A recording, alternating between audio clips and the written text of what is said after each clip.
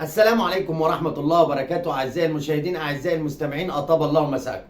ما تنسوش علشان يوصلكم كل جديد عندنا نضغط لايك ونفعل الجرس. وقت الجد النادي الأهلي يفترس أي حد. وقت الجد النادي الأهلي بيعلم على أي حد. على رأي أخونا إبراهيم فايق، الناس مقامات ومقامك عالي وغالي يا أهلي.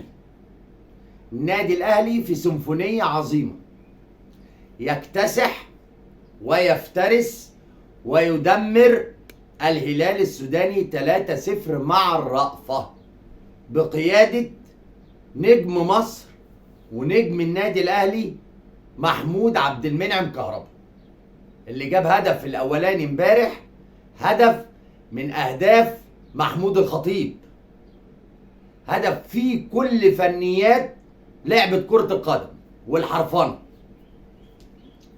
بعد كده الهدفين التانيين حسين الشحات. النادي الأهلي عمل مباراة عظيمة بقيادة جمهورنا العظيم، الجمهور اللي ما شفناه زيه مثيل قبل كده. أنا عايز أقول لكم امبارح لا يقل عن 80,000 متفرج، جمهور يحرك الصخر.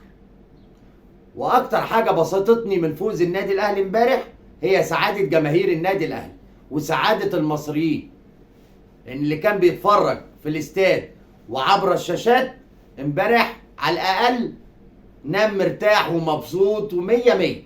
النادي الاهلي هو اللي بيفرح كل المصريين.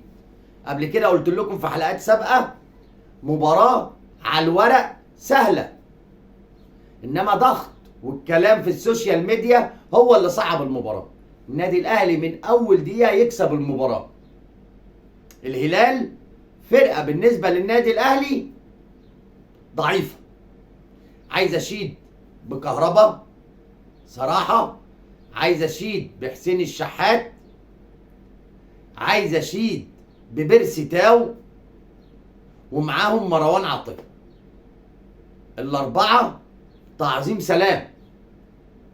الفرقة كلها باستثناء أحمد عبد القادر، اللي أنا عايز أقول له إحنا مش بنلعب كرة شراب، وكولر أنت واقف جنبه على الخط، يعني مفيش كرة طلعت من رجلك سليمة طوال الشوط الأولاني. لازم تعرف يا أحمد يا عبد القادر أنت بتلعب في نادي كبير، النادي الأهلي.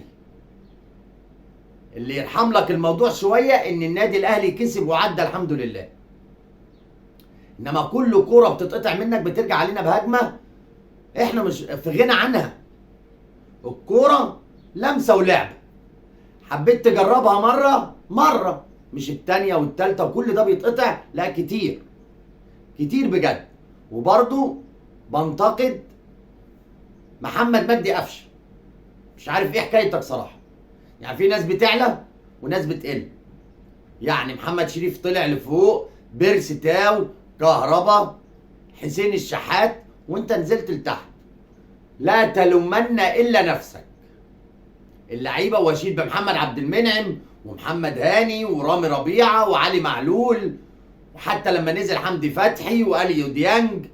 صراحه لعيبه الاهلي كلها باستثناء احمد عبد القادر ومحمد مجدي قفشه اللي ما ظهروش في المباراه، والشناوي طبعا والجهاز الفني وتحيه للكابتن بيبو، والف مبروك والف سلامه على صحه اسطوره مصر الكابتن محمود الخطيب. الاهلي اللي قادم اصعب دلوقتي. النادي الاهلي يا هيقابل يا الترجي يا الوداد يا الرجاء المغربي، فرقه من الثلاثه. انا شخصيا بتمنى اقابل الوداد، مع ان اصعبهم. الوداد اصعب فرقه في الثلاثه اذا كانت الرجاء او الترجي او الوداد، بس انا شخصيا بتمنى اقابل الوداد، لان صعب الاهلي يخسر من الوداد مرتين ورا بعض، ما حصلتش يعني. حتى سان داونز لما بتكسب الاهلي المره الثانيه ما بتكسبش. انا عن نفسي كاهلاوي بتمنى الاهلي يقابل الوداد حاليا، وبعد كده يقابل في النهائي سان داونز ان شاء الله. وعندي احساس ان دي البطوله ال11 ان شاء الله للنادي الاهلي. نادي الاهلي فرح جماهيره. تحيه للجمهور، تحيه لوزاره الداخليه، تحيه للدوله. الناس دي كلها وقفت جنب النادي الاهلي صراحه. هارد لك للهلال السوداني. ولازم نادي الهلال لازم يبقى دماغه كبيره شويه، لازم يبقى عارف هو بيلاعب مين. انت بتلاعب سيد اسياد افريقيا، انت بتلاعب بابا الشغلانه في كره القدم في افريقيا. فلما تحب تتكلم يعني اتكلم على قد الموضوع، ما تعداش الموضوع، لان انت بتتكلم على بطل القرن النادي الاهلي. لما بيحب يكسب، خلي بالكم البطولات اللي فاتت اللي النادي الاهلي خدها اللي هي التاسعه والعشره كانت وهو طالع تاني المجموعه، كان متعثر في دوري المجموعات وربنا كرمه صعد بصعوبه وخد البطوله. فعايزين دايما نبقى متفائلين. ان شاء الله البطوله ال11 للنادي الاهلي.